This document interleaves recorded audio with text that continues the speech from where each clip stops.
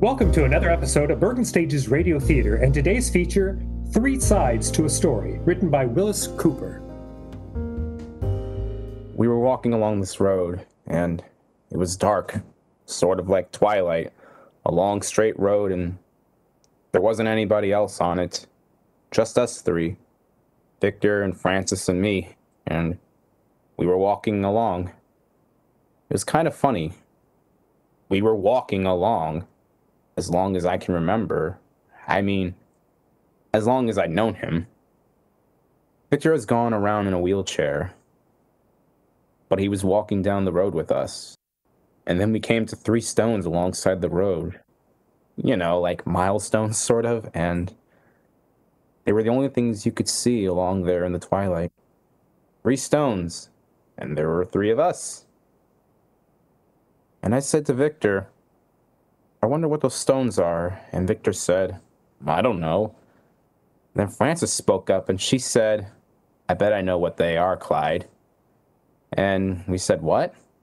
And she said, I bet there are tombstones.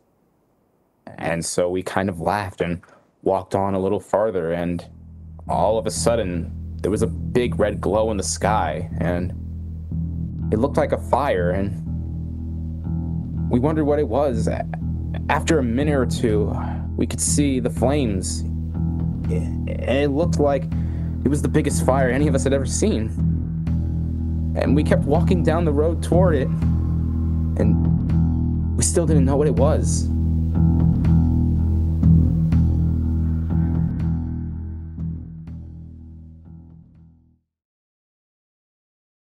I want to tell you the story. How we three came to be walking down this road at night toward this fire. We lived in California, beautiful little house up on top of the hill, way up in Topanga Canyon, which is one of the passes across the mountains from the ocean to San Fernando Valley. Beautiful view, you know? With a little private road running up to the house, and a drop of 600 or 700 feet practically right off the front porch. Victor was retired. Been a doctor in Michigan, got some disease that put him permanently into a wheelchair. Came out to California in 1938, married Frances 2 years ago. They hired me as a kind of handyman companion, what have you. Pushed Victor around in the wheelchair, and the top of a mountain in Topanga Canyon is a swell place for a wheelchair, believe me. Well, so I got to be kind of one of the family. You know how it is. You know, there's more than one side to every story. This is my side. Honestly, I hadn't noticed it till one day last fall, when Frances and I were sitting on the porch having a cold drink. Victor was in the house taking a nap. I was just sitting there, looking down the hillside. You know what, Clyde? What? You're awfully good looking. Well, thanks, Frances. No, I mean it. You're good looking too. Mm-hmm. I gotta drive over to Canoga Park for the groceries. Aw, stay here a while. There's no rush. Maybe I'll go with you. Well, have to go pretty soon. You've got the nicest hair. I ought to give you a quarter. No, really. I ought to get a job in pictures. You'd be terrific. They put caps on your teeth. You got good teeth. You want another drink? I don't think so. Yes, sir, you're quite a hunk of man, boy. You ain't so bad yourself. You know, if I'd met you before I met Victor, I could have gone for you. Well, I'm going for the groceries. Oh, sit still. There's lots of time. And we're having fun. You are? What do you mean? Ribbing me. I'm not ribbing you, Clyde. What do you call it then? I'm making love to you. Cut it out, Frances. Yes, sir, if it wasn't for Victor. Maybe we ought to knock him off. Maybe we ought to. Well, I'm going to get the car. Wait a minute. Huh? Give me a kiss. Come on now. I said give me a kiss. Come here. Now. Listen, Frances, Victor! Now! Why, Clyde, how nice.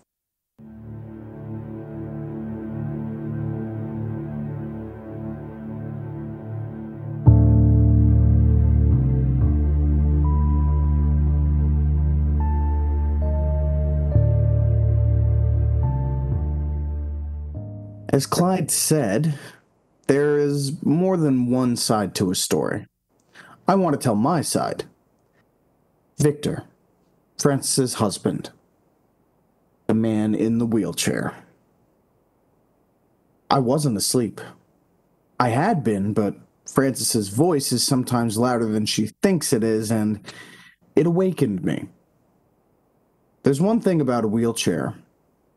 It moves quite silently.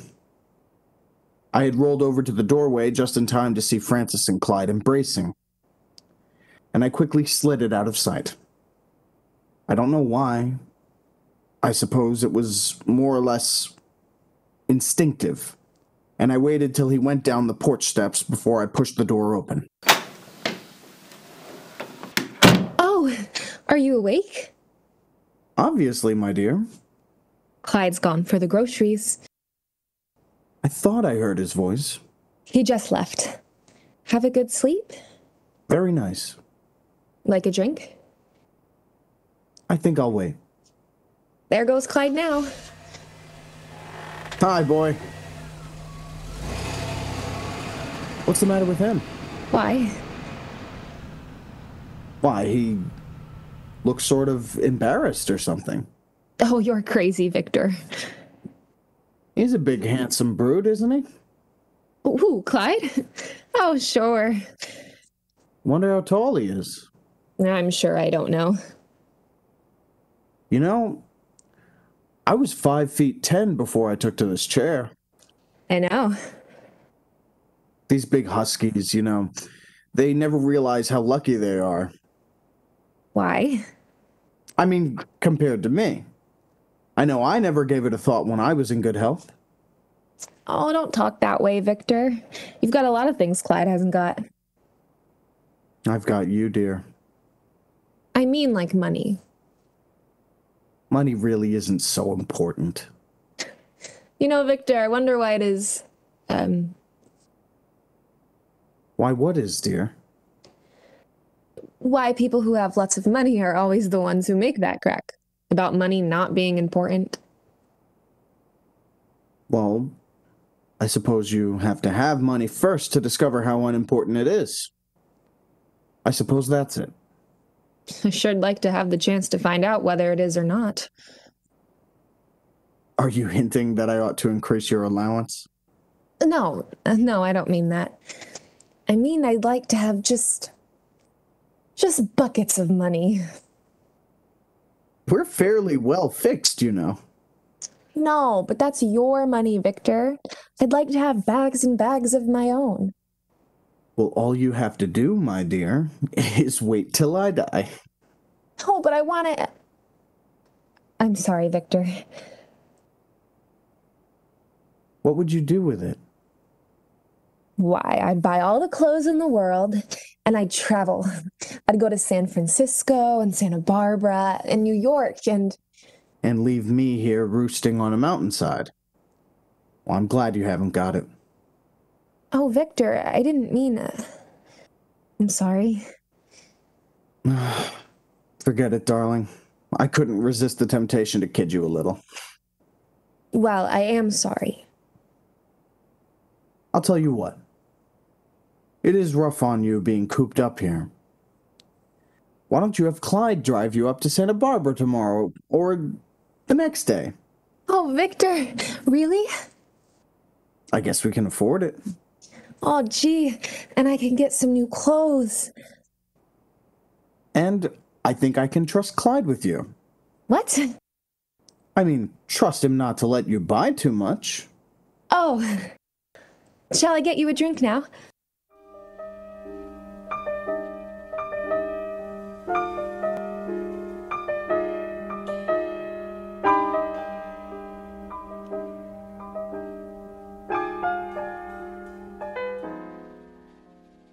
So now you want to hear my side of the story. Well, I'm not quite ready to tell it yet. And I may surprise you when I do tell you. Let Clyde tell you some more. Here, Clyde. Well, I drove her to Santa Barbara. Victor said he'll be all right in the house alone for one day. He said be back by evening, though. So we started just before sunset, coming down the coast road. I was kind of wondering about Frances, but she didn't say a thing out of the ordinary, so I figured, well, let it pass. We were just passing Point Mugu, where the Japanese fishing village used to be before the war, and now the Navy shoots rockets or something like that, and Frances said, pull up. So I pulled off the road. Well, I said. You can kiss me now, Clyde. Oh, I can, huh? Yes. Listen, Frances. Please, Clyde. Well... Clyde, I think Victor saw us. What? When? Yesterday afternoon, when you kissed me. He was asleep. I don't think he was. Oh my gosh, Frances. So one more kiss won't hurt. Listen, Frances. Just one more, though. Don't you love me? Frances, listen to me. You're Victor's wife. And I like Victor, and... Why, I like him too, Clyde. I guess maybe you better not kiss me after all. Well, You're right. Let's drive on. It's getting dark and I worry about Victor. So do I. Gee, it was fun today, with a lot of money to spend. I wish I really had a lot of money. Gosh, Victor's got a lot, hasn't he? Oh, sure. And if he dies, I'll get... Oh, I mustn't talk that way. No, don't. I worry about him sometimes, Clyde. In that wheelchair. If he'd ever roll off the porch up there, why, he'd fall all the way down the mountainside. Why, he'd be smashed to pieces, wouldn't he? Wouldn't he?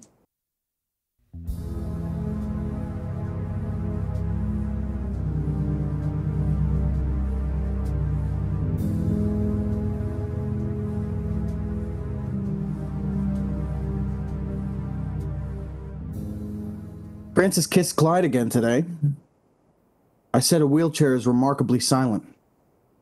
They didn't hear me as I wheeled myself from the living room to the kitchen. And they didn't see me. I didn't speak until they had moved away from each other. But if I have ever seen guilt written on two persons' faces, I saw it then. It's been 2 months since I saw that first kiss on the porch. Was this the second? Or... I'm a suspicious fool. Of course my wife loves me. Of course Clyde is a loyal friend. What am I thinking of? I mean, I'd like to have just buckets of money. I'm a suspicious fool. Oh, but I want it. I am a suspicious fool. I must have Clyde oil this wheelchair. I think I detected the faintest squeak in this right wheel.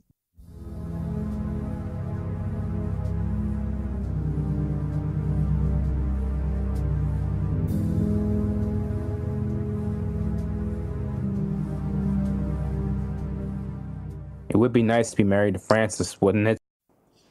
I think she's the most beautiful woman I've ever seen. It's funny how long I've been here with them, and I never particularly noticed before how beautiful she is. Victor's changed, though, hasn't he? I never used to notice how stingy he is. Poor Frances. She deserves everything in the world. Money and good times and everything. Well, I like Victor, sure. But it'll be a great break for Frances for when he dies. She'll be rich like she wants to be. I wonder where I'll fit in the picture then. What am I thinking about? Victor's my friend, even if I do work for him, and Frances is his wife. I've got to stop this. I'll be thinking about murdering the guy next. Why, hello, Frances. What were you thinking about then, Clyde? What do you mean, when? When I came out on the porch just now. Why, just thinking. About me? Well... Were you? Kinda. You're a nice boy. And Frances loves you. Where's Victor? Upstairs, reading. You know what I wish? What? I wish you and I could go for a ride.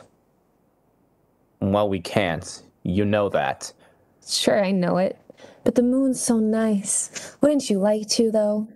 We can't. I know it, but there's no harm in saying we'd like to, is there? Of course not. What would we do? Would we drive down to the beach? I guess so. Would you kiss me? Francis! Would you? Stop it, Francis. Don't you love me, Clyde? Francis, please. Don't you? Please. Clyde. You know I love you. Shh. Be careful. You said he was upstairs. Well, he's not deaf. Sorry. I'm not. Well, now you know. Yes, now I know. Clyde. What? I'm going in. No, wait. It'd be awfully nice being married to you. Francis, don't say that. Wouldn't you like it? Yes, but... But what? Victor. Mm-hmm. Clyde, do you love me enough to do something for me? Pretty near anything. Anything? Anything. What do you want me to do? Nothing now. What do you mean? I'll ask you to do something for me someday. Will you do it then? What is it? I'll ask you someday. Promise you will? I promise, but I wish... Kiss me, darling. Wait. Listen. What is it? I thought I heard a squeak. Like that one wheel in Victor's chair.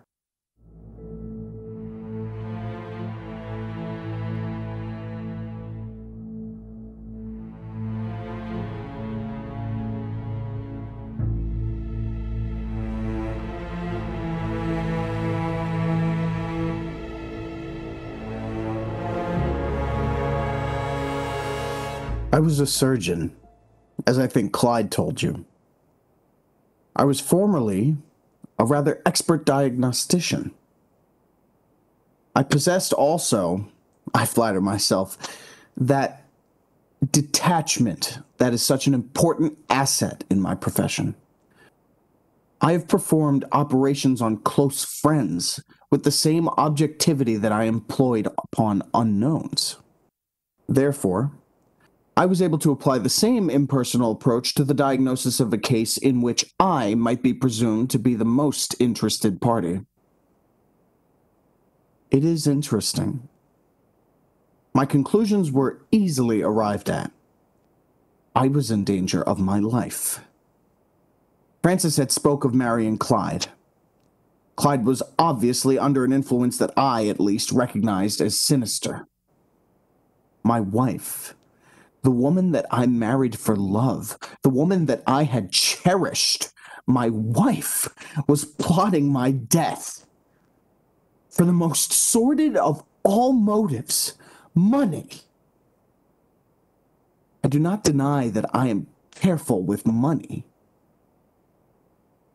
Remembering back through the years of our marriage, Francis had always been impatient about money matters. I remember the talk we had that first brought the whole thing to my attention. I was certain that I was right. She would, when Clyde had been properly brought to heel, demand that he murder me. And Clyde would do it. I had only two uncertainties. One, when? The other, how? If I could learn these, I could defend myself. And I intended to defend myself to the utmost, my friend. If they plotted murder, I could plot murder. And I might succeed where they could fail. It was an interesting problem. The professional against the amateur. My wife, whom I had loved. Well,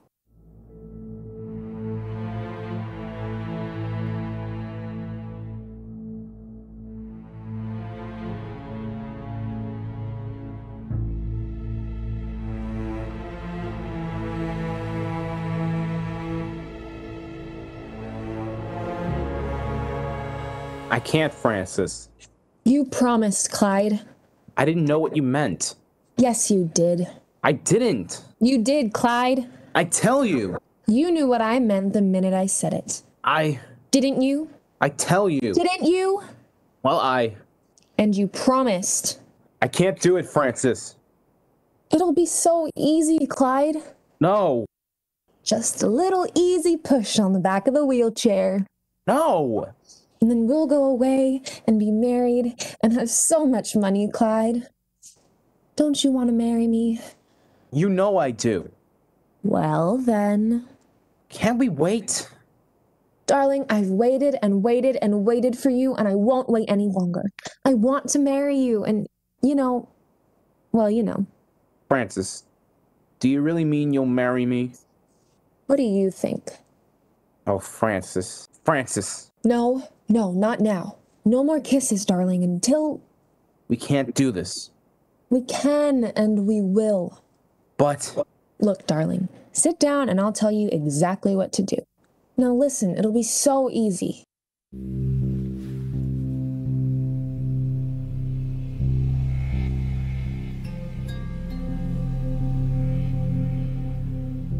Clyde had been looking at me very strangely today. I think perhaps the time is getting short.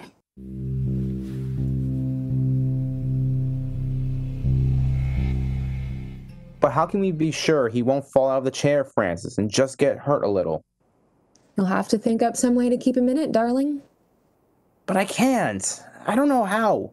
You'll get an idea, darling, but do it soon.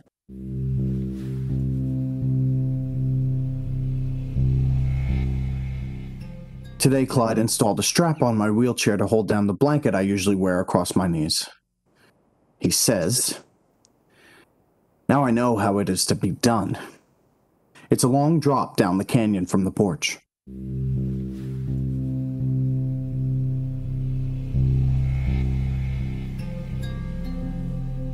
But when we'll be married, darling? I mean, how soon? Just as quickly as we possibly can. We'll have to wait a little while, at least until his will is probated, and I get the money, and then... But we mustn't do it too quickly and make people suspicious, you know? We could go to Mexico, couldn't we? We'll go wherever we want to. I wish there was some other way. There isn't. Now go away. He mustn't see us talking together so much. You think he's got an idea? Of course not. He hasn't the faintest idea in the world.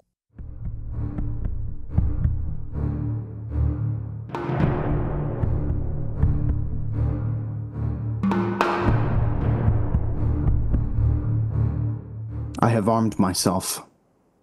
Found an old favorite hunting knife that I hadn't used for years. It will fit nicely under my blanket. And I hope that I have not forgotten how to use it. I think I shall not have long to wait. And I have discovered still another curious thing. There is a revolver in Francis's purse. A short-barreled, ugly little weapon. And it is loaded. I wonder...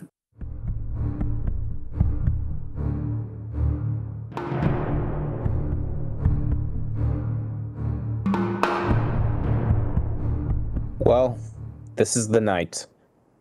This is the night I keep my promise to Francis. It is a hot night. We don't usually have hot nights up here in the canyon. As we sit on the porch, we talk about it. Awfully warm, isn't it? I've never seen it as hot. Earthquake weather. What? Earthquake weather.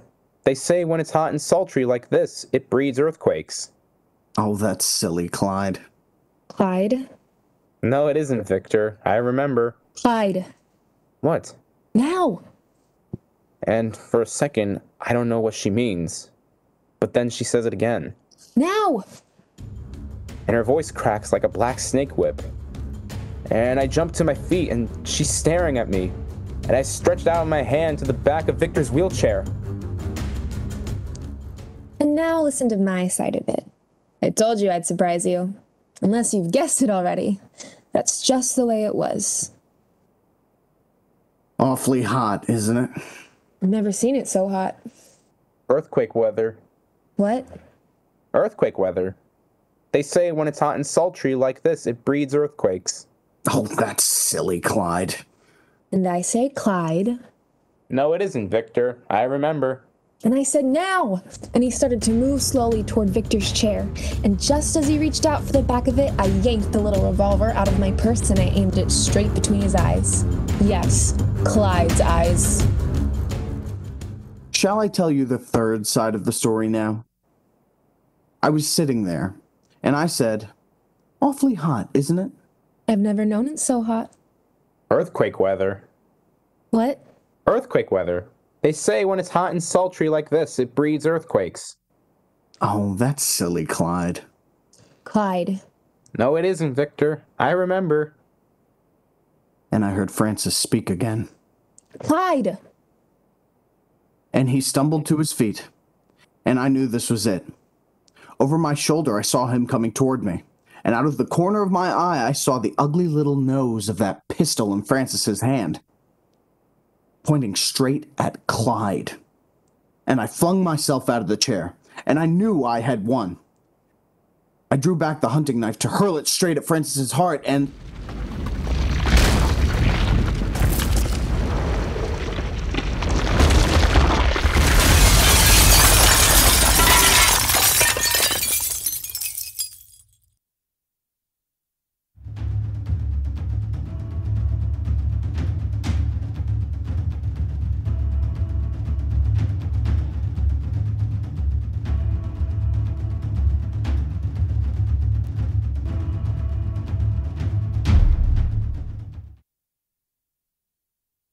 Yes, it was earthquake weather. No, nobody actually murdered anybody. But there are 3 bodies up there in Topanga Canyon buried so far under wreckage and 1,000 tons of hillside that nobody will ever find them. And the 3 of us, Victor, Francis, and I, were walking down this long straight road together toward that fire I told you about.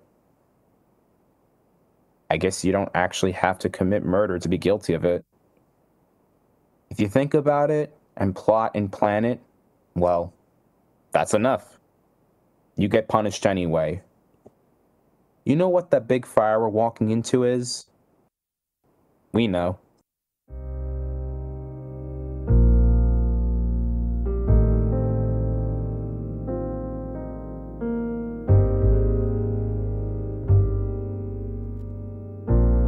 You have been listening to Bergen Stage's Radio Theater's presentation of Three Sides to a Story by Willis Cooper, with Nicholas Cirillo as Clyde, Sarah Bellerini as Francis, and Ray Parente as Victor. Dean Matson is our recording engineer and sound effects creator, Marianne Co-Rivera is our video engineer, and I am Jim Bumgardner, your host. Thank you to Bergen Community College, the BCC Office of Student Life, and the BCC Media Technologies Department. Tune in to another episode of Bergen Stage's Radio Theater soon, and be sure to catch all of our earlier episodes available on YouTube, Spotify, and the BCC Library. Until next time, don't touch that dial, and if you do, remember to disinfect it first.